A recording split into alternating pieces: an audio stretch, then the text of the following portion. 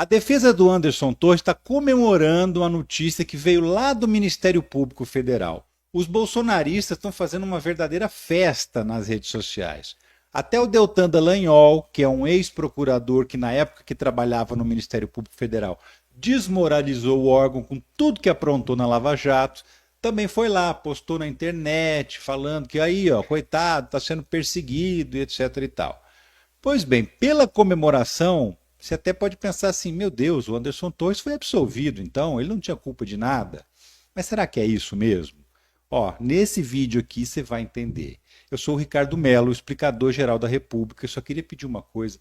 Engaja comigo, vai. Dá like no vídeo. Você sabe que o canal é pequeno. Você comentar, compartilhar, seguir, ativar o sininho. Tudo isso vai ajudar a gente a crescer. Vai ajudar esse conteúdo a chegar a mais pessoas. E você sabe que isso é importante. Que informação de verdade, não fake news, é muito importante para tentar limpar um pouco desse mar de lama que circula aí pela internet. Esse vídeo aqui ele não é de opinião, tá? Não é o que eu acho, é o que é. Não importa o que eu penso, importa o que eu sei. Então vamos lá.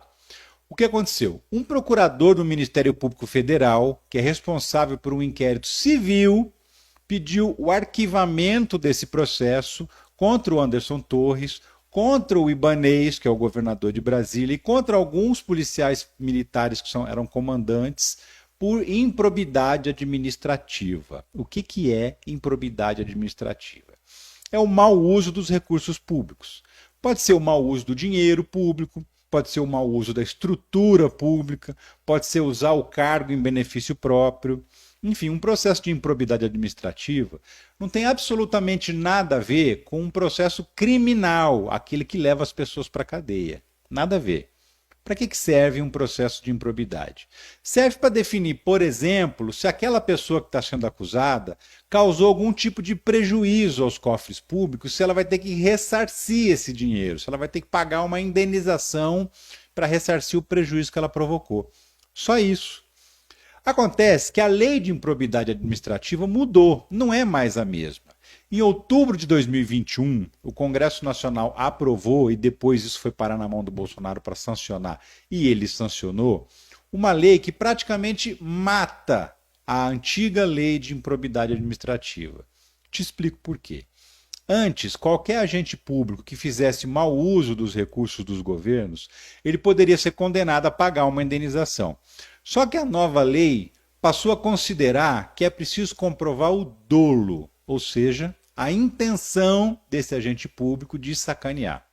Isso aconteceu por quê? Porque muitos políticos que eram condenados, eles alegavam que, olha, realmente foi um erro, mas foi um erro administrativo, foi sem querer. Sabe, quando o cara diz assim, não, fui incompetente mesmo, mas não foi maldade? Então, aí o Congresso resolveu mudar a lei para que essas pessoas que supostamente não tinham feito na maldade, mas sim tinham sido incompetentes, não fossem condenados a pagar nenhum tipo de indenização.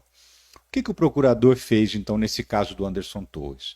Ele alegou assim, olha, já que o Anderson Torres alega que não fez nada de caso pensado, não tem um batom na cueca. O que é um batom na cueca nesse caso? Um áudio, uma mensagem dele dizendo, vamos sacanear, vamos organizar o 8 de janeiro. Como não tem isso, ele fica negando o tempo todo que tenha participado, e como a lei mudou, então eu não posso pedir a condenação dele. Se eu não posso pedir a condenação dele, então eu vou pedir o arquivamento do processo. Fazer o quê? Mas no que isso muda a vida do Anderson Torres nos problemas que ele tem com a justiça? Por enquanto, eu digo por enquanto, daqui a pouco eu vou explicar por quê. Por enquanto, ele não vai precisar pagar uma indenização pelo que aconteceu no 8 de janeiro. Mas o processo criminal, que pode levar ele para a cana dura, esse continua correndo normalmente. Nesse momento que eu estou falando com você aqui, o Anderson Torres continua usando uma tornozeleira na canela. Ele também continua não podendo sair de casa à noite, não podendo sair de casa nos fins de semana, também continua proibido de sair de Brasília sem uma autorização da Justiça. Ele também continua não podendo manter contato com nenhum dos investigados nesse processo. E você se lembra, ele ficou 4 meses preso, de janeiro a maio do ano passado, por conta do 8 de janeiro. Você também deve se lembrar que na casa dele a polícia encontrou um documento que era uma minuta para dar um golpe de Estado, uma minuta que estabelecia um golpe no Tribunal Superior Eleitoral e criava lá uma junta militar para anular o resultado das eleições e fazer uma outra eleição que eles tinham certeza que ganhariam no esquema deles. Ou seja, a responsabilidade criminal dele não mudou em absolutamente nada. Por quê? Porque ele era secretário de Segurança Pública de Brasília, a PM de Brasília, que é a responsável pela segurança da Praça dos Três Poderes, era subordinada dele. A gente viu que a PM não fez absolutamente nada para coibir o quebra-quebra, muito pelo contrário, tinha vários policiais tirando foto, fazendo selfie e assistindo passivamente todo aquele quebra-quebra nos palácios. A gente ouviu os áudios dos comandantes dizendo que não iam fazer nada, que inclusive não iam deixar a Força Nacional de Segurança fazer nada. Então, criminalmente, o Anderson Torres continua tão ferrado quanto ele estava antes. Então, ele pode até não ter que pagar uma indenização agora, mas escapar da cadeia, aí são outros 500. E você lembra que eu disse que por enquanto ele não vai ter que pagar a multa? Por que eu disse isso? Porque se ele for condenado criminalmente, o processo civil pode ser reaberto, com base na condenação criminal. E se for reaberto, com novas evidências, que são justamente as evidências apresentadas no processo criminal, ele pode sim ser condenado por improbidade administrativa. Se a condenação criminal determinar que ele teve a intenção de organizar aquele ato, aí ele pode ser condenado por improbidade. Ou seja, mesmo que essa decisão em um processo civil tenha acontecido agora, isso não significa que o caso está encerrado. Vai depender muito do resultado do processo criminal e esse sim tem tudo para terminar em condenação. Então eles estão fazendo uma festa danada, estão enchendo as redes sociais com posts falando que ele foi inocentado, falando que ele é inocente, que o processo foi arquivado, que significa que ele não fez nada de errado.